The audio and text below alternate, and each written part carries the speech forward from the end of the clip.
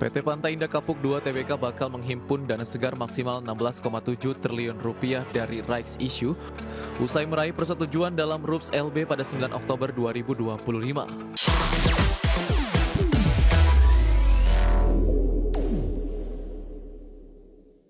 PT Pantai Indah Kapuk 2 Tbk akan menghimpuni dana segar maksimal 16,7 triliun rupiah dari rights issue. Ya, adapun dana hasil rights issue akan digunakan untuk menambah penyertaan saham pada beberapa entitas anak serta untuk mempercepat pengembangan lahan milik entitas anak lain.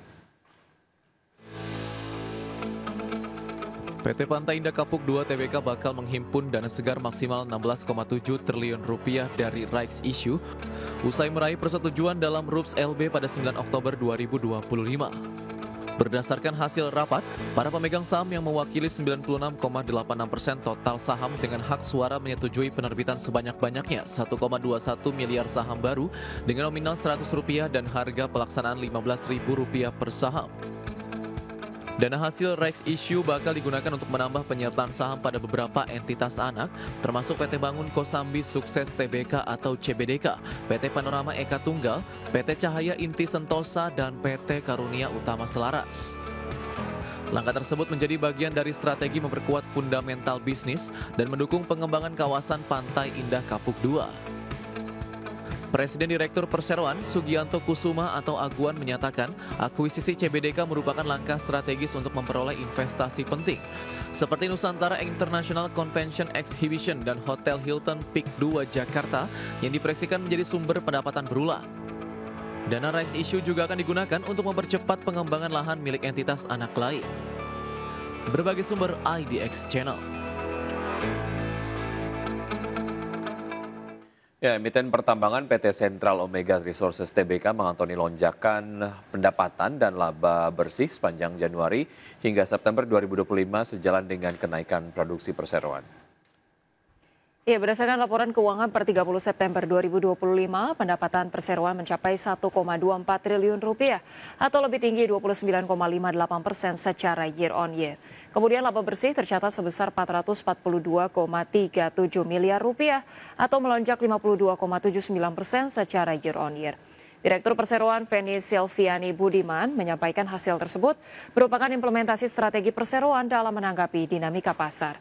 Ia pun menyatakan bahwa perseroan berkomitmen untuk mempertahankan momentum ini dan akan terus berfokus pada penciptaan nilai jangka panjang bagi seluruh pemangku kepentingan.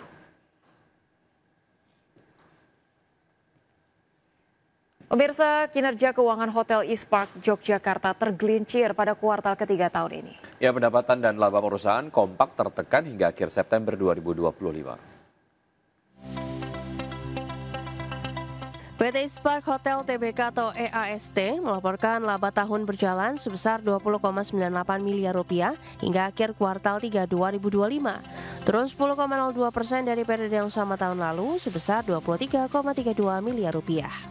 Laba per saham dasar turut menyusut dari Rp5,65 menjadi Rp5,09 per saham. Pendapatan EAST ikut tertekan hingga akhir September 2025 tercatat Rp66,95 miliar, turun 7,74% dari Rp72,57 miliar setahun sebelumnya. Beban pokok pendapatan menurun menjadi Rp16,34 miliar, namun laba kotor tetap susut menjadi Rp50,6 miliar dari Rp53,71 miliar. Setelah dikurangi beban usaha dan penyusutan, laba usaha EAST tercatat Rp24,82 miliar. Dari segi segmentasi, pendapatan penyewaan kamar menurun menjadi Rp46,78 miliar, makanan dan minuman turun menjadi Rp17,02 miliar, namun pendapatan lain-lain naik menjadi Rp3,14 miliar. Di tengah lusunya kinerja, aset perusahaan masih tumbuh menjadi Rp494,46 miliar dengan ekuitas naik ke Rp472,86 miliar dan saldo kas menguat hingga Rp8,64 miliar. Berbagai sumber, IDX Channel. Pemirsa, Chairman The Federal Reserve Jerome Powell mengisyaratkan bahwa akhir dari upaya mengurangi ukuran neraca keuangan Bank Sentral atau quantitative tightening sudah mulai terlihat. Powell mengatakan bahwa beberapa indikasi telah muncul yang menunjukkan kondisi likuiditas mulai mengetat. Chairman The Federal Reserve Jerome Powell mengisyaratkan bahwa akhir dari upaya panjang Bank Sentral untuk mengurangi ukuran neraca keuangan yang dikenal sebagai quantitative tightening mungkin sudah mulai terlihat. Dalam pidato terbaru, Powell mengatakan bahwa The Fed berupaya memastikan likuiditas di sistem keuangan tetap memadai agar pengendalian suku bunga jangka pendek berjalan efektif. Powell menambahkan bahwa beberapa tanda telah muncul yang menunjukkan kondisi likuiditas mulai mengetat. Ia menyebut The Fed telah melihat adanya penguatan tingkat bunga repo secara umum serta tekanan sementara pada tanggal-tanggal tertentu. Adapun repo merupakan transaksi jangka pendek yang menjadi indikator utama likuiditas di pasar uang Amerika Serikat. Kenaikan suku bunga repo biasanya menandakan berkurangnya ketersediaan dana antar bank. Sebagai catatan, program quantitative tightening telah berlangsung sejak tahun 2022 sebagai bagian dari upaya The Fed untuk mengurangi likuiditas berlebih yang sebelumnya disuntikan ke pasar selama pandemi COVID-19. Pada masa pandemi, The Fed melakukan pembelian besar-besaran surat utang pemerintah Amerika Serikat dan surat berharga berbasis hipotek guna menstabilkan pasar keuangan dan menstimulasi ekonomi saat suku bunga acuan mendekati nol. Berbagai sumber IDX Channel. Pemirsa, harga emas kembali mencetak rekor tertinggi baru di atas level $4.100 Amerika Serikat pada Selasa, didorong oleh meningkatnya ekspektasi pemangkasan suku bunga oleh The Fed di bulan Oktober serta melonjaknya permintaan aset aman di tengah ketegangan dagang antara Amerika dan China. Emas spot menguat 0,9% menjadi 4.145 per troy ounce setelah tembus ataupun sempat menembus rekor $4.179 di awal sesi.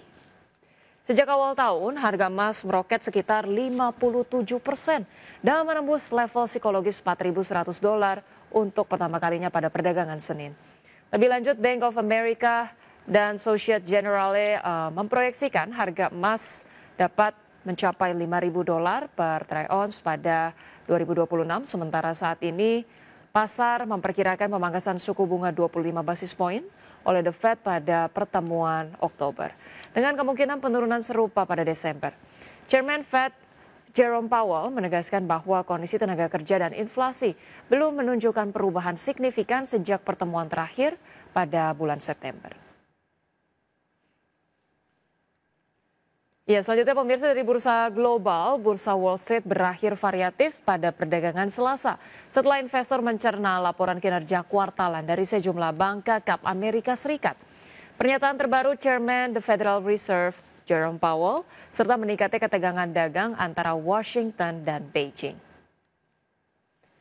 Ya, pemirsa, pada akhir perdagangan Selasa, indeks S&P 500 ditutup melemah 0,16% ke posisi 6.644. Kemudian indeks Nasdaq Composite menyusut 0,76% ke level 22.521, sedangkan indeks Dow Jones Industrial Average menguat 0,44% ke level 46.270. Sementara itu dari bursa Eropa, pemirsa, bursa ekuitas Eropa melemah pada perdagangan Selasa, tertekan kekhawatiran baru terkait dengan ketegangan perdagangan antara Amerika Serikat dan China, serta penurunan tajam saham Michelin. Sementara investor juga mencermati perkembangan politik di Perancis yang tengah dilanda oleh krisis pemerintahan.